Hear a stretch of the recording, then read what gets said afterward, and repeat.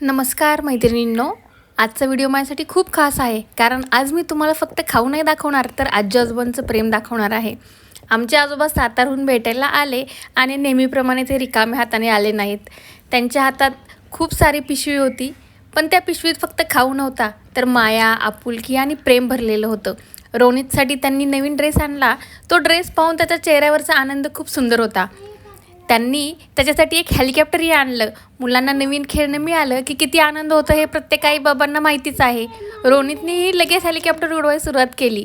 त्याचबरोबर आजीनी प्रेमाने किती छान खाऊ पाठवला होता बघा.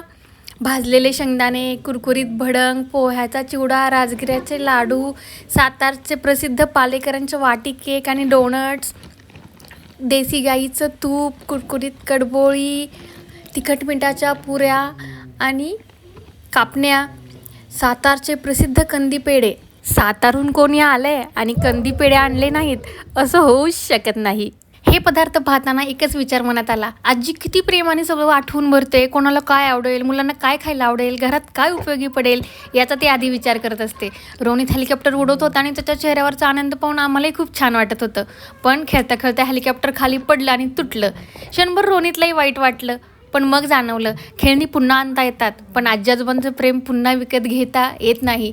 आपण किती मोठं झालो तरी आपल्या आजी आजोबांसाठी आपण नेहमीच लहान असतो. त्यांचा हातचा खाऊ, त्यांनी आणलेल्या छोट्या छोट्या भेटी आणि त्यांचं निस्वार्थ प्रेम याची किंमत पैशांनी कधीच मोजता येत नाही.